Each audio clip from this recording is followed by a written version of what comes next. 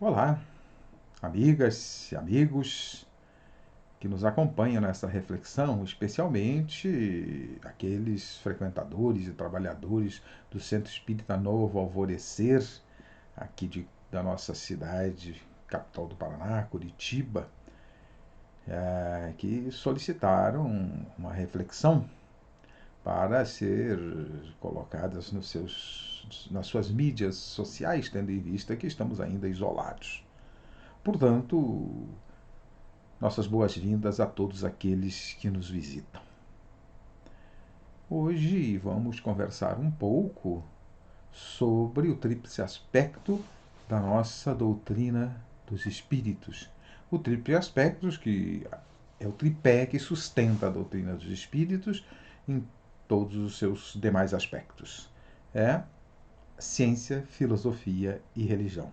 Se tirarmos qualquer uma dessas pernas desse tripé, desaba. Portanto, ela está pautada ciência, filosofia e religião. Mas para iniciar a nossa conversa, temos que conversar um pouquinho sobre as revelações.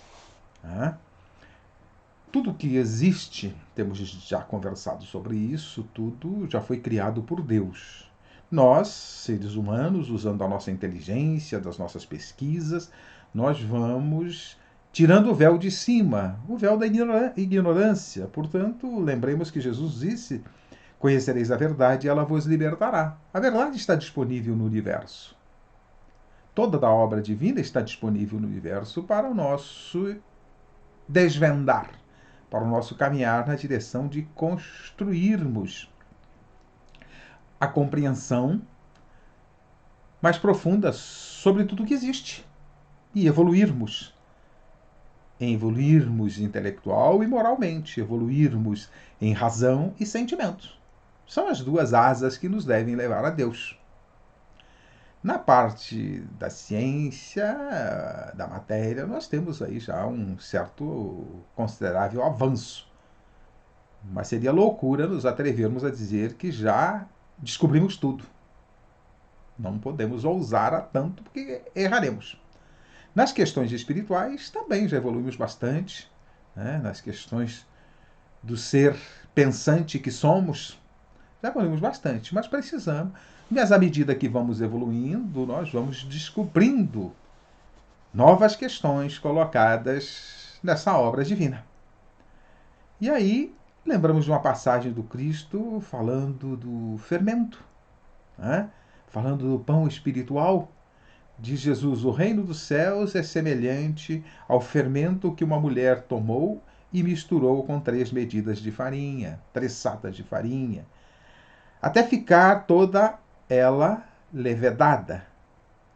Jesus falava por metáforas e faz uma comparação. O pão que alimenta o corpo passa por um processo de levedação e preparação para que a gente possa nos alimentar com ele. E ele faz essa comparação do pão espiritual. Primeiro, ele usa uma mulher. Por quê? Porque a mulher era o ser que levava as informações e a preparação dos filhos, que conduzia enquanto o marido buscava o sustento da família, a esposa, a mãe, conduzia os ensinamentos e a preparação dos filhos. Portanto, tem uma passagem em Provérbios 1:8 que vai dizer, Deus nos diz: filho meu, não desprezes a Torá de tua mãe, os ensinos da tua mãe. Então a mulher era o ser que representava as bases do ensinamento para os filhos. Portanto, Jesus falou de uma mulher. E também era ela que preparava os alimentos normalmente. Hoje as coisas estão um pouquinho mudadas, as coisas estão mais distribuídas e divididas entre homens e mulheres. Mas que fermento é este que ela tomou e colocou em 3 fases, em 3 etapas, para preparar o alimento espiritual, o pão espiritual? Ele estaria falando, por certo, de 3 revelações. A primeira delas com Moisés, a segunda com ele próprio E a terceira que viria depois com a promessa que ele fizera de um novo Consolador. Então temos aí três grandes revelações, as três porções de fermento que deveriam levedar o pão espiritual. Eu costumo dizer que nós temos com Moisés o que não fazer, com Jesus o que fazer, com a doutrina dos Espíritos como e por que fazer. Se refletirmos um pouquinho, vamos pensar: o que está faltando? Nada. Completou-se. Completaram-se as 3 doses do fermento. Então, tudo o que precisamos está ao nosso dispor. O que falta? Nos alimentar de todos esses recursos, de todos esses nutrientes espirituais que Deus nos mandou, usando aí a metáfora do alimento espiritual. Com isso, o pão está pronto. Isto fica bem claro quando a gente pega uma mensagem do Espírito de Verdade, que está no capítulo 6º do Evangelho segundo o Espiritismo, quando ele diz, o Espírito de Verdade, Deus dirige aos vossos corações, através do Espiritismo, um supremo apelo, escutai-o. Ou seja, é o maior apelo. É o grande, completou-se a obra.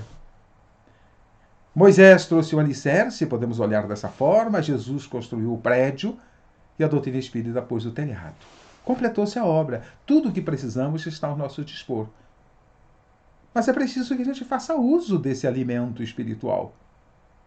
Que a gente viva este conhecimento, a gente vá atrás desse conhecimento e nutra-se nele para que a gente possa realmente tirar o proveito necessário para a nossa vida espiritual, para a nossa condição de espíritos que o somos.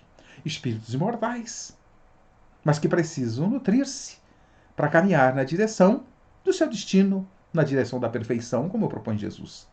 Então, nós temos aí as 3 grandes revelações. E o tríplice aspecto da doutrina dos espíritos, a última e a terceira das grandes revelações, ela tem algumas questões a serem abordadas. A primeira questão é que as 2 primeiras revelações vieram personalizadas num indivíduo. A primeira veio personalizada em Moisés, que foi um instrumento de Deus para trazer a primeira grande revelação. A segunda, Jesus, o ser maior que Deus colocou na Terra para servir de modelo e guia para a humanidade. Tudo o que precisamos para o nosso progresso espiritual está no seu Evangelho. Mas era preciso trazer outros conhecimentos que alicerçassem tudo isto para que, com esta compreensão, caminhássemos na direção de nos libertar da ignorância. Então era preciso trazer outras questões. Moisés e Jesus, como os reveladores, em sintonia com o plano superior, como sempre. Jesus próprio, ele diz, eu e o Pai somos um. Ele estava em sintonia direta com o Criador. Por ser um espírito puro, por ser um espírito evoluído, que alguns até o chamam de Deus numa Santíssima Trindade, dita Santíssima Trindade. Mas ele mesmo diz, eu e o Pai somos um. Mas ele distingue muito bem a condição de que o Pai é o Criador e ele o Filho. Portanto, mas tal a sua superioridade, não há nenhum problema considerá-lo quase como uma divindade ou até como uma divindade. Mas as 2 primeiras revelações estavam pautadas e assentadas e personalizadas em cima de um indivíduo. A doutrina do Espírito não está personalizada em ninguém.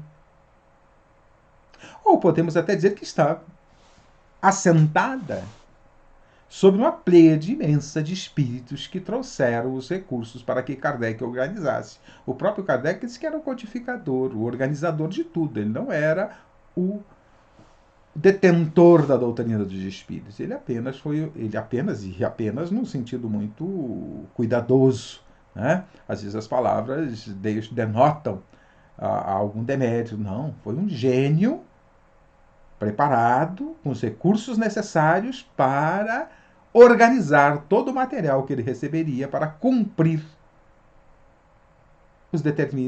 as determinações divinas e cumprir a promessa do Cristo de um novo Consolador. A doutrina do Espírito, portanto, não está assentada em cima de ninguém, especificamente encarnado aqui, mas assentada e sob a responsabilidade dos espíritos. Até mesmo as perseguições que ela sofreu, elas ficaram impossíveis de serem realizadas, ficaram no campo muito da retórica. Por quê? Porque não conseguem atingir os espíritos. E se queimassem todos os livros, como o próprio codificador diz, os espíritos produziriam mais. Continuariam o trabalho, porque a tarefa era divina. Então não dependia disso. Tanto que os espíritos sugerem a Kardec que não se preocupe, que não tivesse a preocupação que ele estava tendo com a remessa de livros que fizeram a Barcelona a pedido de um livreiro, e esses livros foram queimados em praça pública. Na verdade, como dizem os espíritos, que seriam 500 obras na estante ou na vitrine de um livreiro? Mas um ato em praça pública realizado pelo bispo chamou a atenção de muita gente que foi atrás de conhecer o que era aquilo que estava incomodando o bispo.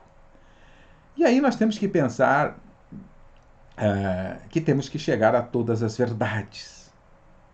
E aí estas verdades vão chegando gradativamente através das revelações, pequenas revelações, através de alguns emissários, mas as grandes revelações que vão fechando pacotes nessa obra. Portanto, todas as verdades, diz o Espírito de Verdade, no mesmo capítulo citado há pouco, o capítulo 6 do Evangelho segundo o Espiritismo, estão no cristianismo. O erro nele embutido tem origem humana. Aí o que nós fizemos desses ensinos de Jesus? Tudo que precisamos estava com Jesus. Está com Jesus.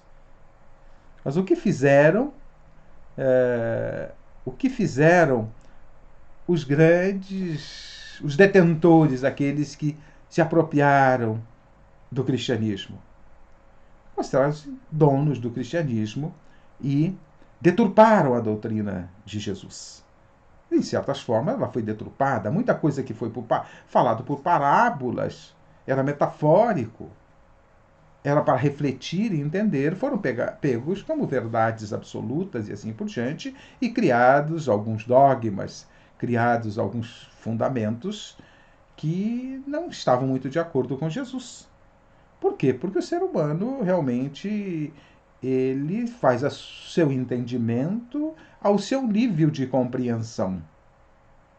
Dr. Francisco Colles, diretor do Projeto Genoma, falando na obra A Linguagem de Deus, que ele escrevera, ele que era ateu e depois resolveu entender que havia algo muito grande por trás e algo tão maravilhoso como a máquina que habitamos esse corpo físico ao fazer seus estudos de ciência, chegou à conclusão que tinha que ter uma autoria. E escreveu o livro A Linguagem de Deus. E nessa obra ele vai dizer a água pura das verdades espirituais está depositada em recipientes enferrujados que denominamos seres humanos. Ou seja, as nossas limitações ainda contaminam as verdades. Mas à medida que vamos evoluindo, elas vão sendo depuradas. Para isso, a doutrina dos Espíritos veio esclarecer uma série de coisas. Kardec coletou e organizou a doutrina dos Espíritos, aquelas mensagens que ele foi recebendo. Não foi uma ideia pré-concebida, ele não partiu de um ponto que ele queria buscar, ele não partiu da ideia da existência dos espíritos. Não. Ele partiu de uma ocorrência de que mesas se movimentando por conta própria, apenas com imposição de mãos, respondiam perguntas. E aí ele, como de ciência, preparado que ela, investigador, ele achou que não, tudo bem que mesa se movimente pelo magnetismo, isso é viável. Mas que mesa responda a perguntas não dá. Tem que ter alguma coisa por trás, porque mesa não tem cérebro. Então, ele foi atrás e, em função das mensagens que ele foi recebendo, ele foi percebendo que havia uma ciência. Primeiro ponto, havia uma ciência por trás disso, que ele deveria investigar. Então, a doutrina espírita é uma ciência que trata dos fundamentos de todas as religiões, que trata de Deus, da alma, da vida futura, das nossas condutas e consequências dos comportamentos e assim por diante. Então, era preciso que nós recebêssemos essa terceira revelação, e a forma que Deus utilizou para isso foi as pedras falarem. Se o homem deixar de divulgar e de evoluir e de propagar as verdades, se ele deixar de falar, as pedras falarão. É simbólica essa passagem das pedras falarem. O que quer dizer? nossos túmulos não são feitos de pedras? E os seres que falaram através de vários intérpretes intermediários, chamados médiuns, eles eram os espíritos, são os seres que estiveram aqui na Terra. A maioria deles, seres que esteve aqui na Terra conosco. Então as pedras falaram, os túmulos. Eles não estavam nos túmulos, é claro, é simbólico este processo. O Espiritismo não vai responder, evidentemente, todas as questões. Não vai responder, não é uma ciência que responde tudo. E como diz o professor Cláudio Márcio, uma ciência que falasse de tudo não seria uma ciência. Porque a ciência tem que ter um objeto de estudo. Então a doutrina dos espíritos não vai responder sobre tudo, não vai responder sobre a matéria, não vai responder sobre os efeitos da luz, sobre as questões do calor, da ausência do calor que estamos passando aí, ó, né? Meio entrouxados por causa do frio, da ausência do calor, não vai falar sobre isso. Ele vai falar sobre outras questões. Mas o que caracteriza uma ciência, nos diz o professor Covas Massi, numa de suas conferências, o que caracteriza uma ciência é aquilo que constitui seu objeto de estudo. E se adequar a este objeto de estudo, é o objetivo de uma ciência. Ela define o objeto de estudo e adequa esse objeto de estudo, analisa o seu comportamento, aprofunda esse estudo sobre o seu objeto, suas leis, seus princípios e todas as consequências que se possam extrair dessas leis, referente àquele objeto de estudo. Quando se estuda a luz, se estuda as leis que regem o comportamento da luz e os seus efeitos e consequências. E assim em todas as ciências. Portanto, uma ciência caracteriza um objeto de estudo. O Espiritismo é uma ciência que trata da natureza, origem e destino dos espíritos. O objeto de estudo, os espíritos. Bem como de suas relações com o mundo corporal. Isto é fala de Kardec, que está no livro O que é o Espiritismo. Portanto, o Espiritismo é uma ciência que trata da natureza, origem e destino dos espíritos. Qual é o nosso destino? Já que somos seres espirituais que ocupam um corpo nesta condição, somos uma alma. Ao deixar o corpo, somos espíritos. Essa é a diferença entre alma e espírito. Qual é a nossa condição no mundo espiritual? Por que estamos aqui? De onde viemos? O que fazemos aqui? Por que sofremos? Por que estamos aqui? É uma questão muito importante a ser pensada e ser analisada. E a doutrina espírita vai nos trazer reflexões profundas sobre este porquê de estarmos aqui. Portanto, estabelece também a relação que existe entre o mundo corporal. Qual é a nossa relação com o mundo corporal? Ou com o mundo dos espíritos com o mundo corporal? Estando no mundo espiritual. Estando aqui, somos espíritos. Qual é a nossa relação com o mundo espiritual? Então, o Espiritismo vai tratar da alma, do ser pensante, que em cada um de nós somos um ser pensante que ocupa um corpo. Pelo fenômeno da morte, deixamos esse corpo e vamos para o mundo espiritual. Qual é a nossa relação? Qual é a nossa situação? É isso que a doutrina espírita vai tratar. E ela foi tratando isso pelas respostas que os espíritos foram fornecendo às questões formuladas por Kardec. As conclusões que ele tirou das mensagens recebidas. Num trabalho gigantesco. Eu às vezes me pergunto, será que o dia de Kardec tinha mais que 24 horas? Porque quando olho o tamanho da obra, e tendo partido do nada, em tese, porque não tinha nada, ele saiu com a ideia pré-concebida, ele foi encontrando as questões e analisando os seus efeitos, seu comportamento e as informações que os espíritos mandaram, mensagens vindas de inúmeros lugares do mundo, de vários países, chegando até ele, estudando coisas que já se sabia, a comunicabilidade dos espíritos, a sobrevivência da alma, a existência do espírito, já se sabia sobre isso, se tratava de uma série de formas na nossa ignorância, nos tempos mais primitivos, mais para trás, mas era preciso agora organizar tudo isso. Depois que Jesus nos traz todos os seus ensinamentos, precisava fechar a obra. Portanto, para as questões da matéria, a ciência humana faz as suas apropriadas reflexões e avança a passos largos, principalmente nos últimos tempos. Então, responder todas as questões nessa área do espírito, aí será que a doutrina espírita responde tirando a matéria, porque não é objeto da doutrina espírita, é o espírito e as suas relações com o mundo corporal, a sua natureza. Mas aí vem uma questão. A doutrina espírita trata tudo sobre o espírito? Não. Só aquilo que está ao nosso nível de possibilidade de entendimento. Tem coisas que ainda não estão ao nosso alcance. A doutrina espírita fala de Deus, por exemplo, que é a causa primária de todas as coisas. É a inteligência suprema do universo, a resposta à pergunta número 1 do Livro dos Espíritos. Mas não é dado ao homem conhecer a natureza íntima de Deus, porque nos falta sentido, responde os Espíritos, a questão formulada sob o número 10 do Livro dos Espíritos. E assim, então, a doutrina dos Espíritos nos traz questões que estão acessíveis à nossa possibilidade de compreensão. Outras virão mais adiante, à medida que vamos evoluindo. É assim que ocorre nas nossas escolas. Ninguém entra em álgebra antes de estudar a tabuada, antes de estudar as operações, antes de estudar a aritmética, para depois entrar em álgebra. E assim sucessivamente. Ninguém entra em cálculo mais elevado e mais profundo sem antes de estudar a álgebra e outras bases. Há um embasamento neste processo. E assim o é com as questões também do espírito.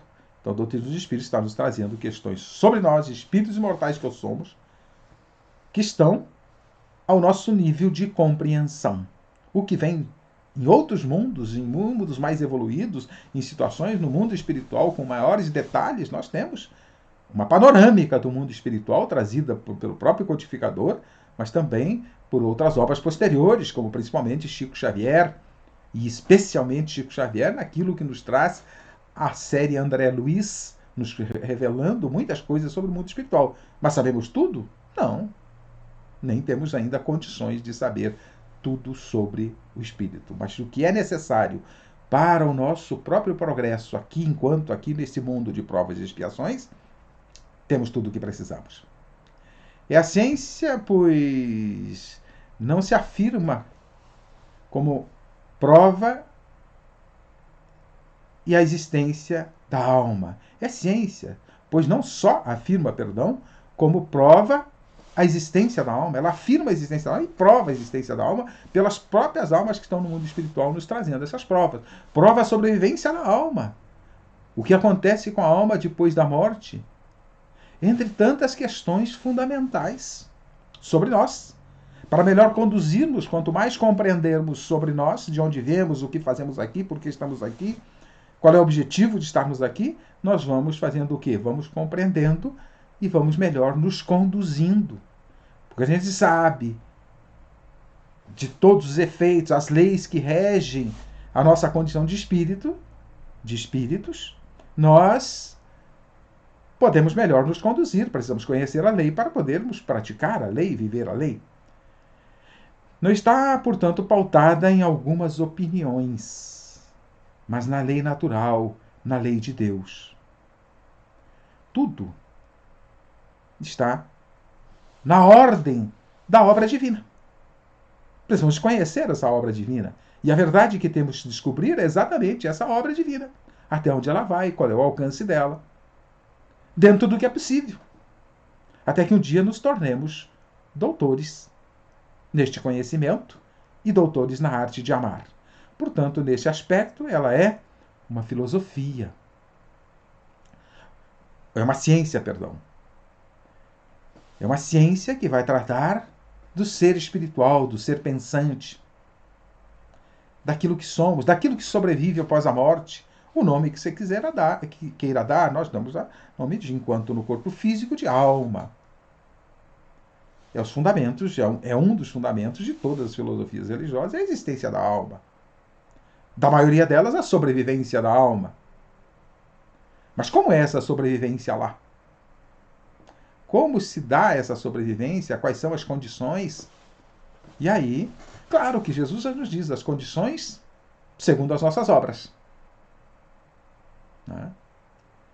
Mas precisamos de outras questões para compreender a questão, por exemplo, de nenhuma das minhas ovelhas se perderá.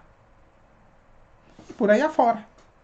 Então a doutrina dos espíritos vem trazer questões profundas sobre isso. Então, nesse aspecto, no estudo que Kardec fez sobre os espíritos, sobre a condição, a natureza dos espíritos, sobre a interação com o mundo espiritual e o mundo corporal, e tantas outras questões, nós temos aí a doutrina dos espíritos como uma ciência. Mas a organização que ele fez de seus estudos também tem um aspecto científico.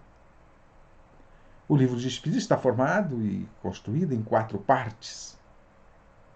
Como se faz na ciência positiva? O que se faz? Se define o objeto de estudo. Kardec definiu o espírito como linha do seu objeto de estudo a partir daquilo que ele foi recebendo e compreendendo. Depois, analisa-se o comportamento deste objeto de estudo nas mais variadas situações.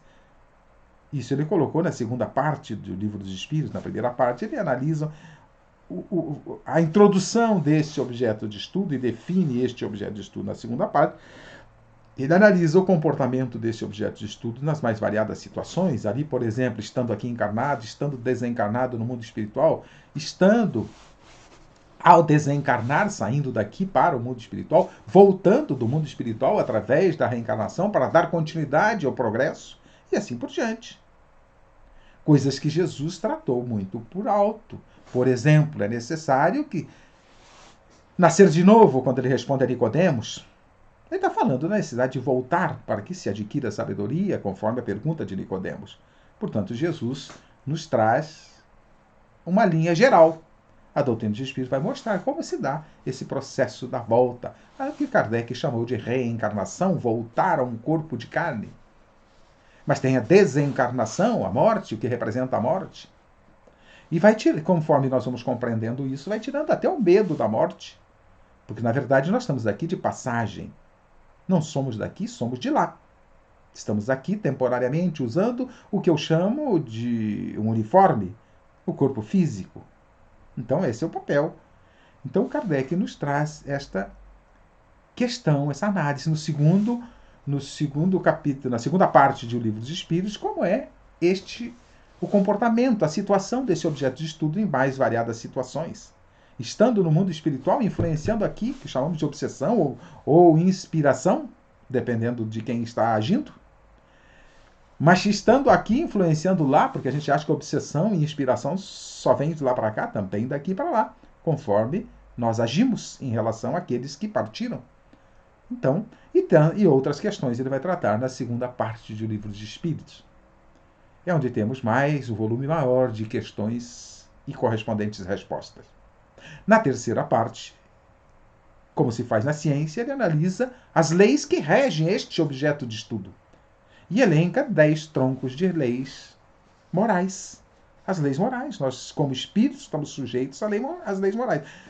Estamos sujeitos à lei da matéria porque estamos na matéria, mas estamos sujeitos às leis morais. E para aprender a praticar estas leis morais, é que nós estamos aqui. E se pudéssemos enxugar tudo essas leis morais, sintetizar numa única lei, num único corpo de lei, numa única constituição, ela teria o nome de amor. Por isso Jesus nos traz amar a Deus sobre todas as coisas e o próximo com nós mesmos. Aí está a lei. Agora, como isso tudo se dá, quais as ações que devemos fazer, como devemos cumprir, perdoar, tolerar, compreender, faz parte da lei, do desmembramento dessa lei. Termos misericórdia com o nosso próximo, termos indulgência com ele, e assim por diante, faz parte dessa lei. A nossa ação no cumprimento dessa lei. Então ele define na terceira parte a lei. As leis que regem, as leis morais. Na quarta parte ele define as consequências do cumprimento ou do não cumprimento das leis. Ali vai expandir ou destrinchar, vamos colocar desta forma, aquilo que Jesus nos fala, a cada um segundo suas obras. Quais são as nossas obras? Aquilo que fazemos em relação à lei ou contrário à lei. As consequências vêm, positivas ou negativas. E assim o é. Mas uma ciência, ela traz consigo, podemos dizer dessa forma, uma filosofia. ela propõe uma filosofia, inclusive a filosofia de vida, né? À medida que Kardec foi observando os fenômenos de espírito, ouvindo os espíritos, construiu uma ciência. E dessa ciência veio uma filosofia como consequência. Dentro dessa filosofia tem uma moral, uma ética. Porque as leis, e ele próprio disse, as leis na terceira parte do livro de Espírito são leis morais. Leis que definem e orientam o nosso comportamento para estarmos coerentes com aquilo que Deus espera de nós. Portanto, uma filosofia que nos traz um aspecto moral que define as nossas condutas, os nossos comportamentos e assim por diante. Como filosofia, compreende todas as consequências morais que dimanam dessa mesma relação com o mundo espiritual.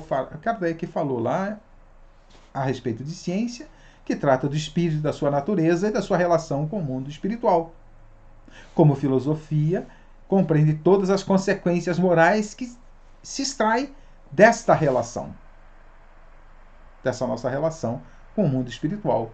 Portanto, é no sentido filosófico, nesse sentido filosófico, a doutrina do Espírito pode ser vista como uma religião, que é o terceiro tripé.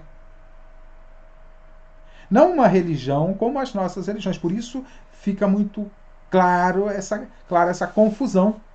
O próprio Kardec nos diz que nós temos, com auxílios de espíritos, em alguns momentos os próprios espíritos tratam dessa forma, que nós não temos palavras para todas as nossas questões. Então usamos a mesma palavra para muitas coisas. E ele faz um tratado sobre a palavra alma, que é uma das mais utilizadas, com uma série de finalidades. A mesma palavra, alma. E a questão religiosa também. Ele vai nos trazer considerações a respeito da religião. E aí ele vai definir que nós temos a religião no seu aspecto teológico, né? E no seu aspecto filosófico. Então, no sentido filosófico, a doutrina espírita é uma religião. No sentido teológico, não. Que no sentido teológico, ela tem uma estrutura institucional. Ela tem uma proposta diferente.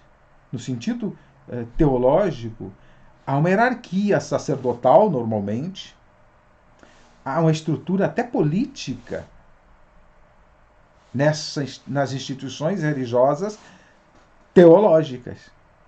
O Espiritismo não tem isso. As instituições religiosas, no aspecto teológico, têm dogmas. A doutrina espírita não tem dogmas. O Espiritismo não tem esses dogmas. No aspecto teológico, tem rituais ou práticas exteriores. A doutrina espírita não tem essas práticas exteriores, inclusive não tem práticas de adoração. O Espiritismo não tem essas filosofias religiosas. No aspecto teológico, tem esse aspecto de filosófico de adoração, de rituais, de dogmas, de mistérios. A doutrina espírita não tem mistérios. Não tem nada que você não possa questionar, se perguntar e até ter dúvidas se não cabe para você, se você não entende. O próprio codificador, Kardec, vai nos dizer que não aceite nada que a sua razão não aceite. Abasteça-se. Se prepare. Mas se a sua razão não consegue aceitar certas coisas, não te dá o direito de negar. Porque você não é dono da verdade para achar que a sua não aceitação de alguma coisa te dá o direito de negar essa coisa. Não dá. Apenas você não está preparado para encarar esta situação, para encarar este olhar. Então é preciso que você tenha esta consciência. E é um erro muito do ser humano negar aquilo que ele não consegue explicar. E isso atrasa a sua evolução. Eu não consigo explicar certas coisas, eu não nego a sua existência. Fiquemos atentos para ver o que se descobre para frente. E é essa a proposta que nós temos que atender. Então, tudo pode ser questionado. Ah, mas não conseguimos conhecer a natureza íntima de Deus. Não conseguimos, não estamos preparados para isso. Então não adianta a gente ficar tentando saber sobre a intimidade do Criador, porque não está ao nosso alcance.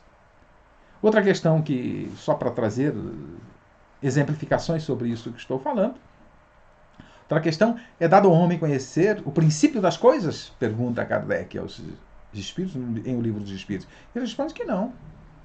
Nem tudo está acessível ao homem. Mas à medida que vamos evoluindo, nós vamos tendo acesso a mais informações. Então o caminho, ir atrás da verdade, compreender e buscar mais resposta. Então o Espiritismo pode ser visto como religião apenas no sentido filosófico da palavra religião, não no sentido teológico.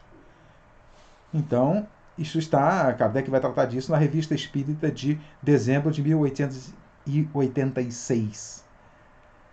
Portanto, ela trata de temas que a religião não trata, que as religiões, de uma maneira geral, não tratam. As religiões tratam de Deus, a doutrina espírita trata de Deus, trata da vida futura. As religiões tratam muito vagamente da vida futura e, principalmente, colocando essa vida futura em 3 situações: céu, inferno ou purgatório. A doutrina espírita vai descartar estas questões. Céu, inferno e purgatório não são lugares, são estado de consciência em função dos nossos comportamentos e das consequências desse comportamento. A doutrina espírita e as religiões tratam da questão moral, da ética. Mas a doutrina espírita vai tratar com mais critério as questões das penas e recompensas futuras, que estão nas bases de todas as religiões. Só que na maioria das religiões não há detalhamento sobre essas penas, porque não houve um aprofundamento naquilo que Jesus propõe a cada um segundo suas obras. Mas se nós produzimos obras tão diferentes, nós vamos nos agrupar em 3 situações apenas: céu, inferno e purgatório. E até costumo dizer que o céu é monótono, porque tem pouca gente. Haja vista a nossa situação ao sair daqui, a situação da maioria. E o inferno está abarrotado. A doutrina espírita vai falar sobre essas penas, sobre essas situações e esclarecer isso com mais detalhes. Para dizermos assim, não dá para a gente entrar muito por aqui, porque o tempo ficaria muito... a nossa fala ficaria muito extensa. Então essas coisas estão em todas as bases. A confusão fica por conta da palavra religião, portanto. Muita gente diz, o próprio codificador diz que a doutrina espírita não é uma religião. Não é religião no sentido teológico, mas no sentido filosófico é uma religião. Então a doutrina espírita está assentada sobre 3 aspectos: ciência, filosofia e religião. Mas religião, lembremos sempre, no sentido filosófico, não no sentido teológico. Não há estrutura hierárquica entre os espíritas. Não há dogmas. Não há rituais. Não há mistérios. Não há milagres. Milagres é aquilo que a gente desconhece as causas. No momento que a gente evolui e busca a causa, encontra a causa, deixou de ser milagre. Então, a doutrina espírita tem esse tríplice aspecto. Muito se falou, e Kardec trabalhou muito essa questão principalmente nas revistas espíritas, sobre a origem da doutrina dos espíritos, que tinha começado baseado em filosofias anteriores, em crenças pagãs, nas pitonisas dos oráculos, né? Essas coisas, essas questões. E Kardec diz muito claro, a doutrina espírita não é nova, não é novidade. Haviam muitas coisas que já se sabia antigamente. Só se não se tinha um corpo de doutrina, uma compreensão mais profunda, mais detalhada sobre isso, que veio com a doutrina dos espíritos, explicações mais claras, como já se tinha a comunicação dos espíritos, a comunicabilidade dos espíritos, desde Moisés. Moisés proibiu o seu povo de conversar com os mortos. E até costumo dizer, né, ou Moisés era muito estúpido, ou era possível conversar com os mortos. Muito estúpido, se não era possível, ele proibiu que não era possível, seria estupidez. E Moisés não era estúpido. Portanto, Moisés proibiu o seu povo de conversar com os mortos, porque era possível conversar com os mortos. Aí vem a questão, por que ele proibiu? Aí são outras questões que nós teremos que tratar em algum outro momento. Mas, então, era possível conversar com ele. Então, sempre foi possível conversar. Só que agora chegou a hora de conversar e tirar destas conversas uma ciência, uma filosofia e uma religião no sentido filosófico. Então muitas coisas já existiam. E uma delas é que se a doutrina espírita teria nascido da moral cristã, da moral do Cristo. Se Kardec partiu de Jesus, não. E aí eu vou fazer, para a gente encerrar, é um texto um pouquinho mais longo, mas eu acho que vale a pena a gente ler essa resposta, porque é uma síntese daquilo que o codificador traz nas várias questões que ele trata na sua obra. É uma questão que Cosme Massi, respondendo numa de suas conferências, o professor Cosme Massi, um dos maiores entendidos que eu reconheço, que eu conheço, em Kardec, na obra de Kardec. A pergunta formulada a ele foi: a moral do Espiritismo é a mesma da do Cristo? A moral do Espiritismo é a mesma moral da do Cristo? E ele responde, eu vou ler o que ele respondeu, posso fazer algum comentário entre parênteses de vez em quando. Eu diria que é a mesma. E se ele respondesse que era a mesma, ele mesmo diz. A pessoa perguntaria, por que é a mesma? É uma mera coincidência? E ele vai respondendo, não é uma mera coincidência. Ela não poderia deixar de ser a mesma por uma única razão, muito simples, como a moral do Espiritismo nasceu. Como é que nasceu a moral do Espiritismo? Ela não nasceu da moral do Cristo.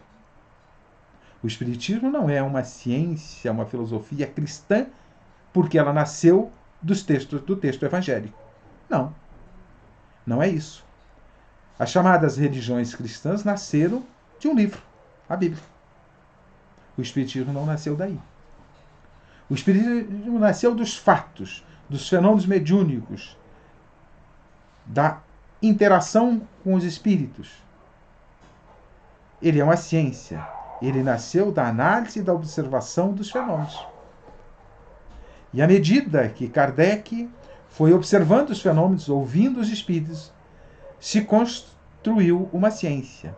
Aí veio, diz Cosme Massi, uma filosofia como consequência. Dentro dessa filosofia tem uma moral e uma ética,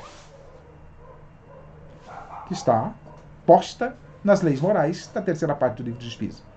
Mas que ética, que moral é essa que o Espiritismo propõe? Continua Cosme Massi, ele faz a pergunta na sua fala para ele mesmo responder. É uma moral baseada nas leis de Deus, das leis da natureza, portanto, obtida pela razão e pela experiência. A ciência produziu o entendimento dessas leis, dessa lei moral e dessa ética. Quando essa moral foi apresentada, se percebeu que correspondia à moral do Cristo. Então Kardec, através dos fatos, foi analisando, estudando e chegou a uma moral.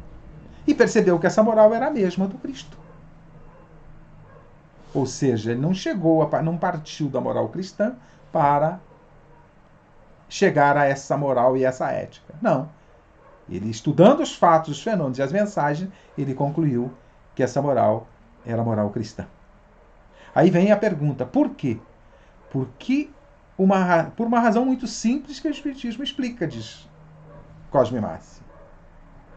Como o Espiritismo demonstra, quando estudou os espíritos e mostrou que existe hierarquia entre os espíritos, e Kardec propõe lá em O Livro dos Espíritos a escala espírita, a partir do item 100, onde ele apresenta uma categoria de espíritos chamada espíritos puros ou perfeitos, que é o mais alto grau evolutivo na hierarquia dos espíritos, a perfeição. Sede perfeitos como vosso Pai Celestial é, e todos nós chegaremos a esta condição. Esses espíritos puros ou espíritos perfeitos expressam pelo pensamento a lei de Deus. Então, qualquer espírito puro ou perfeito, quando for propor uma moral, vai propor a moral apoiada nas leis de Deus, uma moral universal, diz Cosme Massi. Ora, Kardec, junto com os espíritos, demonstraram que Jesus era um espírito puro. Portanto, que Jesus era um espírito puro ou perfeito. Então, agora fica demonstrado. Não é mera coincidência. Um espírito puro ou perfeito só pode propor uma moral apoiada em Deus, nas leis de Deus, uma moral correta, uma moral universal. Desta forma, o Espiritismo buscou, a partir das leis de Deus, essa moral. É claro que ele, o Espiritismo, tinha que chegar à mesma moral de um espírito puro ou perfeito. Porque o espírito puro ou perfeito expressa o pensamento de Deus. Expressar os pensamentos, expressa os pensamentos das leis naturais. Prossegue Cosmar. Então, veja, o Espiritismo chegou à moral do Cristo, não partiu dela. E chegou porque Jesus era um espírito puro e perfeito e seu pensamento é expressão da própria lei natural. E o Espiritismo partiu das leis naturais. Então veja que esta coincidência não é por acaso. Teria que necessariamente acontecer no momento em que os espíritos disseram a Kardec que Jesus era um espírito puro.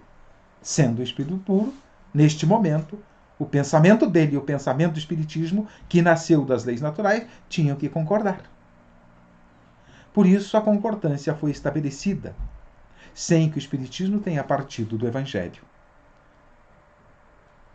Prossegue Cosmar. Então ele é cristão porque ele partiu do Novo Testamento. Ele não é cristão por... Perdão. Então ele é cristão não porque ele partiu do Novo Testamento, mas porque ele chegou ao Novo Testamento, percebe? Essa é a diferença. Ele chegou nos mesmos princípios morais de Jesus, partindo dos fenômenos naturais, partindo das leis da natureza. Então, não é uma coincidência, um acaso, mas apenas a forma como os dois tinham que se encaixar. Moral de leis divinas e moral dos espíritos puros tem que ser a mesma. Aqui fechou o Clóvis de Márcia a sua reflexão e vamos fechando a nossa reflexão. Aqui podemos entender que a doutrina dos espíritos chega, portanto, por outros meios, à mesma moral do Cristo, porque Cristo era um espírito puro. E sendo espírito puro, ele trouxe o pensamento de Deus. E Jesus dizia, eu e o Pai somos um. Percebe? Então ele estava bebendo na própria fonte, em Deus. A doutrina dos espíritos foi trazida com a colaboração de espíritos puros, entre outros, cada um a seu nível. Estavam bebendo na fonte, Deus. Não poderia ser diferente. Por isso, a doutrina dos espíritos traz a filosofia religiosa trazida por Jesus. Portanto, o aspecto religioso da doutrina dos espíritos é um aspecto filosófico trazido por Jesus, não no aspecto teológico. E se a gente analisar, Jesus não trouxe nenhuma filosofia no aspecto teológico. Os aspectos teológicos foram construídos pelo homem. Ele não trouxe uma religião no sentido teológico. Ele trouxe uma filosofia. O homem criou a filosofia religiosa, a questão religiosa no aspecto teológico, a religião no aspecto teológico. Foi adaptações e produção humana. Por isso a doutrina dos espíritos é uma ciência pela sua natureza e por aquilo que ela estuda, objeto de estudo. Daí saiu uma filosofia. E porque esta filosofia trazia consigo uma moral e uma ética correspondente às leis naturais, às leis de Deus, ele se encontra com Jesus e traz, portanto, o seu terceiro aspecto, o aspecto religioso, no sentido religioso, filosófico religioso. Com isso, trouxemos aí uma reflexão que é claro que necessita ser aprofundada por todo aquele que quer entender um pouquinho mais, não só da doutrina dos espíritos, mas entender e aprofundar as questões morais trazidas por Jesus, esclarecidas e revividas pela doutrina dos espíritos, cumprindo a promessa do próprio Cristo, de um novo Consolador. Agora, não mais por parábolas. Agora, pelo raciocínio lógico, pelo uso da inteligência, porque o ser humano, desde o século XIX, podemos dizer que ele estava preparado para usar mais apropriadamente a sua inteligência nestas questões espirituais. Fiquemos com Deus e que Jesus nos inspire e ilumine sempre. Um abraço fraterno a todos que nos acompanham e que nos visitam nesta reflexão. Fiquemos todos com Deus.